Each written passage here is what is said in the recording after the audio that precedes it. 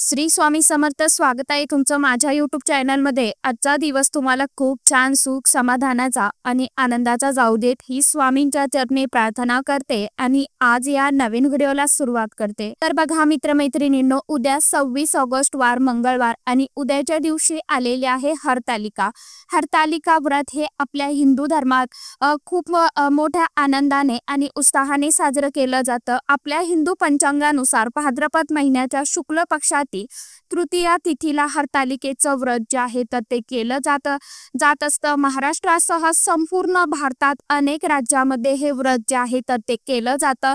विवाहित महिला पतीच्या कल्याणासाठी आणि दीर्घ आयुष्यासाठी, त्याचबरोबर कुमारिका उत्तम वर मिळावा यासाठी हे व्रत जे आहे तर ते करत असतात. असं म्हटलं जातं की या व्रताची सुरुवात ही माता पार्वतीने देवादिदेव महादेवांना प्राप्त करून घेण्यासाठी केली होती आणि म्हणूनच त्यामुळे या दिवशी महिला उपवास करतात आणि शिवलिंगासह माता पार्वतीची सोबतच गणपती बाप्पांची पूजा सेवा आराधना करत असतात. भाद्रपद महिन्याच्या शुक्ल पक्षातील तृतीया तिथी ही 25 ऑगस्टला दुपारी 12:36 सुरू होणार आहे. तिथी ही हरतालिका तिथी जी आहे तर ती 26 ऑगस्टला दुपारी 1:55 पर्यंत असणार आहे. तर उदय तिथीनुसार मंगळवारी 26 ऑगस्टला हे व्रत जे आहे हरतालिकेचं तर ते केलं जाणार आहे.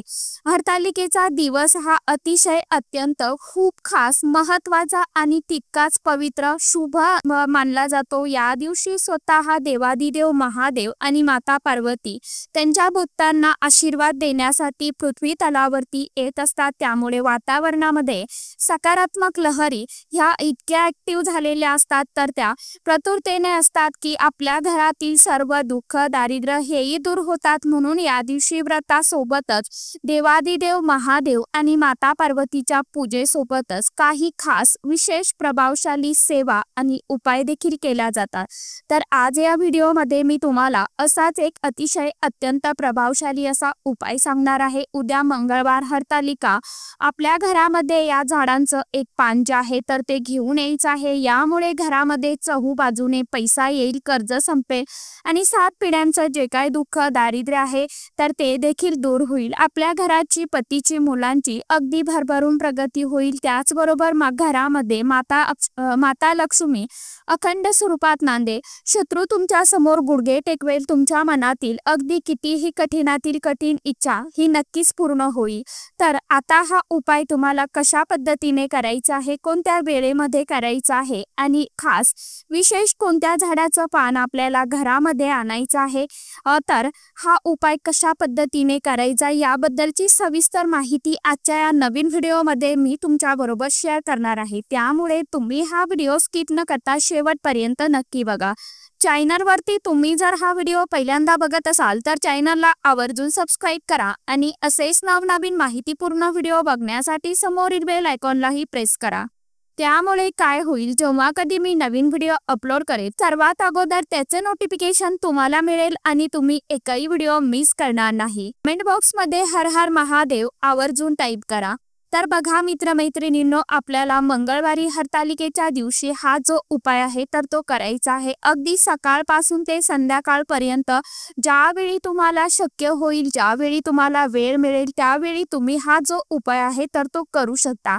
हरतालिकेचा दिवस हा अतिशय अत्यंत पवित्र आणि शुभ दिवस मानला जातो. या दिवशी भगवान शिव आणि माता पार्वतीचा कृपा आशीर्वाद प्राप्त करून घेण्याचा अतिशय सर्वोत्तम दिवस मानला जातो. ज्या घरामध्ये हरतालिकेच्या दिवशी हा एक उपाय केला जातो त्या घरामध्ये माता लक्ष्मी अखंड निवास करत असते. कारण आपल्या सर्वांनाच माहीत आहे की हरतालिकेचा दिवस हा माता पार्वतीला समर्पित आहे आणि माता पार्वती ही देखील एक देवीच आहे आणि त्यामुळेच या दिवशी धनप्राप्तीसाठी, लक्ष्मी प्राप्तीसाठी हे जे प्रभावशाली उपाय आहेत तर ते केले जातात.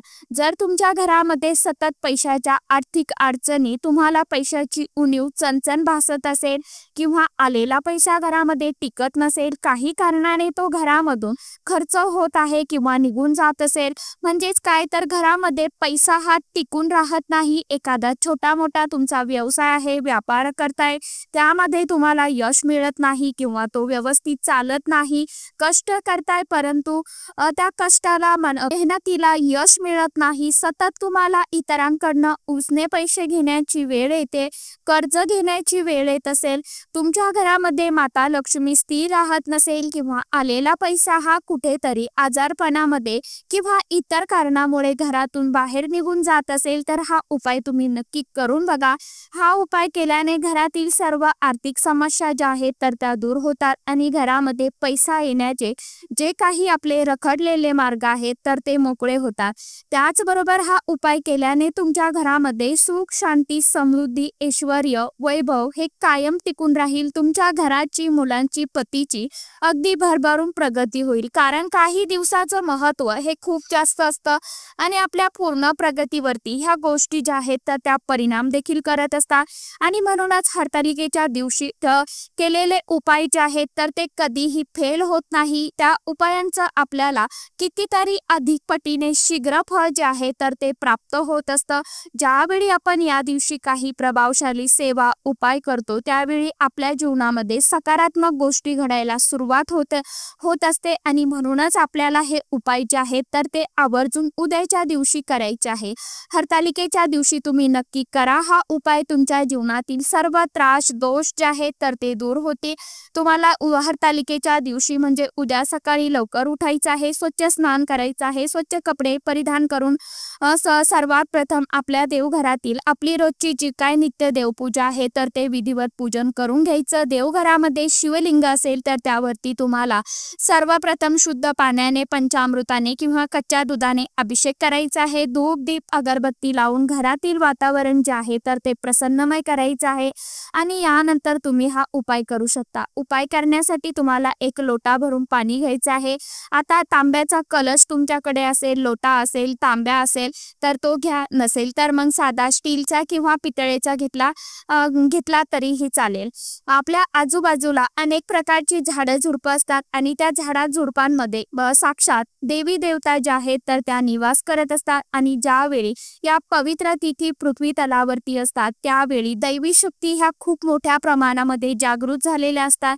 या झाडांची पूजा केल्यामुळे साक्षात देवी देवतांची विशेष कृपा आहे तर ती आपल्याला मिळत असते. आपल्या मनातील ज्या काही इच्छा, आकांक्षा आहेत तर त्या पूर्ण होत असतात. तुमच्या ज्या काही इच्छा असतील मग त्या इच्छा तुमच्या लक्ष्मी प्राप्ती संबंधित असेल, धनप्राप्ती संबंधित असेल किंवा कर्जमुक्ती संबंधित असेल किंवा इतर तुमच्या शारीरिक, मानसिक काही इच्छा असेल तर त्या इच्छा तुमच्या पूर्ण होऊ शकतात. तर आपल्या आजूबाजूला अशी जळाऊ प्रवृत्तीची लोक राहतात ना की त्यांना आपली झालेली जी प्रगती आहे तर ती बघवत नाही. काय होतं की त्यामुळे आपली कुठेतरी प्रगती जी आहे तर ती थांबते, रखडते. शत्रुपीडा, शत्रुदोष जे आहेत तर ते आपल्या मागे लागतात. आपल्या मनामध्ये सतत नकारात्मक विचार जे आहेत तर ते यायला सुरुवात होते. सतत वाईट विचार येतात, आपल्या मनामध्ये येत असतात. अशा आपल्या ज्या काही अनेक समस्या आहेत ना तर त्यासाठी तुम्ही हा उपाय उद्याच्या दिवशी म्हणजे हरतालिकेला नक्की करून बघा. तुम्हाला याचा चांगला लाभ जो आहे तर तो झाल्याशिवाय राहणार नाही. त्यानंतर तुम्हाला एक दिवा जो असतो तर तो तुम्हाला प्रज्वलित करून घ्यायचा आहे. तुमच्या आजूबाजूला जिथे कुठे बेलपत्रीचं झाड असेल त्या बेलपत्रीच्या झाडाजवळ तुम्हाला जायचं आहे. बेलाचं झाड तुम्हाला सर्वांनाच माहीत आहे की किती पवित्र आहे आणि मग देवादिदेव महादेवांचे पूजन हे बेलाच्या पानाशिवाय अधुरं मानलं जातं. माता पार्वतीच्या नयनाश्रूपासून या बेलाच्या झाडाची उत्पत्ती जी आहे तर ती झालेली आहे. बेलाच्या झाडाची पूजा केल्यामुळे आपल्याला तीर्थक्षेत्री गेल्याचं पुण्यफळ जे आहे तर ते मिळत असतं. बेलाच्या झाडाखाली पूजा करून आपण ज्या तीर्थक्षेत्राचं नाव घेऊन त्या तीर्थक्षेत्र गेल्याचं पुण्यफळ आपल्याला लाभत असतं. इतकं या बेलाच्या झाडाला महत्त्व आहे. त्यामुळे आपल्याला या बेलाच्या पानापासून आपल्याला हा जो उपाय आहे तर तो करायचा आहे. अगदी साधा सोपा उपाय आहे, तुम्ही करून बघा. उपाय करत असताना मनामध्ये श्रद्धा आणि विश्वास ठेवा, तरच त्या उपायांचं सेवेचं फळ जे आहे तर ते आपल्याला मिळणार आहे. सर्वात प्रथम आपण जे काही पाणी आणलेलं आहे तर ते बेलाच्या झाडाला ओम नमः शिवाय ओम नमः शिवाय म्हणत आपल्याला अर्पण करायचं आहे। आता जर तुमच्या आजूबाजूला बेलाचं झाड नसेलच तर मग तुम्ही हा भाग तुम्हाला सांगत आहे तर तो तुम्ही स्किप करू शकता। तुम्ही विकत पान जरी खरेदी करून आणलं तरी देखील चालणार आहे। त्यानंतर तुम्हाला संपूर्ण हळदी कुंकू अक्षदा बेलाच्या झाडाला अर्पण करायचे आहे, भस्म लावायचं आहे। बेलाच्या झाडाला पाणी अर्पण केल्यानंतर त्या झाडाचं एक पान जे आहे तर ते आपल्याला तोडायचं आहे, परंतु पान तोडण्या अगोदर आपल्याला त्या झाडाला दोन्ही हात लावून क्षमा याचना प्रार्थना करायची आहे की मी यासाठी हे पान जे आहे तर ते तुमचं घेत आहे, कृपा करून देवादिदेव महादेवांना आपल्याला अशी आज्ञा मागायची आहे, त्यांना विनंती करायची आहे आणि नंतर प्रार्थना करून एक पान तुम्हाला तोडायचं आहे। तर डायरेक्टली कधीही पान तोडायचं नाही। तुमच्या आजूबाजूला जिथे कुठे विकत पानं मिळत असतील तर तिथून तुम्ही आणू शकता तरीही चालेल। हे पान स्वच्छ असावं, कुठेही फाटलेलं तुटलेलं देठासहित आपल्याला घ्यायचं आहे। खराब झालेलं पान अजिबात आपल्याला घ्यायचं नाही, हे लक्षात घ्या। त्यानंतर तुम्हाला काय करायचं, हे पान घरी घेऊन यायचं, त्यानंतर स्वच्छ धुवून पुसून काढायचं। तुम्हाला पिवळं चंदन असतं ना तर ते घ्यायचं आणि देवघरासमोर तुम्हाला दिवा लावून बसायचं आहे। आता तुमच्या मनामध्ये जी काय इच्छा असेल, मग ती लक्ष्मी प्राप्तीसाठी असेल किंवा तुमची लग्नासंबंधीची असेल, नोकरी संबंधीची असेल किंवा शत्रू त्रास असेल तर इतर शत्रू दुश्मन असेल तर ती इच्छा तुम्हाला त्या बेलाच्या पानावरती लिहायची आहे। एका बेलाच्या पानाला 3 पानं असतात तर त्या तिन्ही पानावरती तुम्हाला तुमची इच्छा जी आहे तर ती एखाद्या काडीच्या सहाय्याने तुम्ही त्या छोट्याशा शब्दामध्ये लिहू शकता। आता सपोज तुम्हाला पैशाची अडचण असेल तर मग तुम्ही पैसा किंवा लक्ष्मी असं लिहा। प्रत्येक पानावरती पैसा पैसा असं लिहिलं 3 वेळा तरीही चालेल, असं लिहायचं आहे तुम्हाला, किंवा धनप्राप्ती लक्ष्मी प्राप्ती असं लिहा। तुमचं लग्न जमत नसेल तर मग लग्न अशा अगदी शॉर्ट पद्धतीने तुम्हाला तुमची जी काही इच्छा आहे तर ती त्या पानावरती लिहायची आहे, किंवा सुख संपत्ती अशा पद्धतीने तुम्हाला हा जो उपाय आहे तर तो करायचा आहे। त्यानंतर हे पान आपल्या उजव्या हातामध्ये घ्यायचं आणि त्यावरती डावा हात तुम्हाला पालथा ठेवायचा आहे। म्हणजेच काय, अर्थात आपल्या दोन्ही हातामध्ये ते पान झाकून घ्यायचं आहे आणि आपल्या मनातल्या मनात देवादिदेव महादेवांचं स्मरण करायचं आहे। ती इच्छा तुम्हाला परत एकदा माझी पूर्ण झालेली आहे अशा पद्धतीचा भाव आपल्या मनामध्ये व्यक्त करायचा आहे, ठेवायचा आहे। आणि त्यानंतर तुम्हाला एका वाटीमध्ये मध घ्यायचा आणि एखाद्या छोट्याशा डब्यामध्ये घेतला तरीही चालेल। मध देवादिदेव महादेवांना अतिशय अत्यंत खूप प्रिय आहे। मधामुळे माता लक्ष्मी आपल्याकडे आकर्षित होते। मनामध्ये जे गुण आहेत ना तर त्यामध्ये कर्जमुक्ती सुद्धा आपली होते।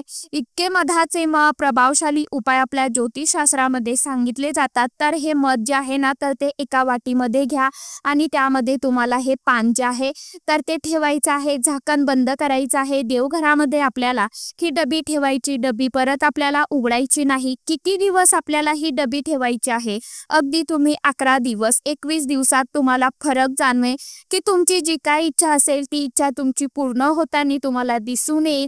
आणि एकदा किंवा तुमची इच्छा पूर्ण झाली की नंतर तुम्ही जे काही साहित्य आहे तर ते तुम्हाला विसर्जित करायचं आहे। मध आणि जे पान आहे तर ते पाण्यामध्ये विसर्जित करू शकता। किती दिवस हे मध ठेवायचं आणि पान ठेवायचं, तर बघा अगदी तुम्ही 21 दिवस ठेवलं किंवा 11 दिवस ठेवलं तर किंवा 43 दिवस 41 दिवस असं तुम्हाला ठेवायचं आहे। याचा चांगला लाभ जो आहे तर तुम्हाला दिसून येईल। त्यानंतर तुम्ही ते विसर्जित करू शकता। अशा पद्धतीने आपल्याला हा जो छोटासा उपाय आहे तर तो उद्याच्या दिवशी आवर्जून करायचा आहे आणि इतर आवर्जून करून बघा। मनामध्ये श्रद्धा ठेवा, विश्वास ठेवा, देवावरची भक्ती जी आहे तर ती ढळू देऊ नका।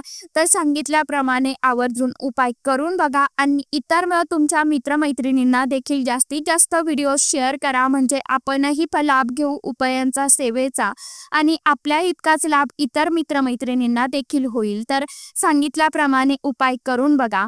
तर चला, आजच्या व्हिडिओमध्ये इतकीच माहिती होती। कशी वाटली नक्की सांगा। व्हिडिओ आवडला तर चॅनलला आवर्जून लाईक शेअर सबस्क्राईब जरूर करा। परत भेटूया नवीन माहितीसोबत, नवीन व्हिडिओसोबत। तोपर्यंत सर्व माझ्या यूट्यूब परिवाराला श्री स्वामी समर्थ।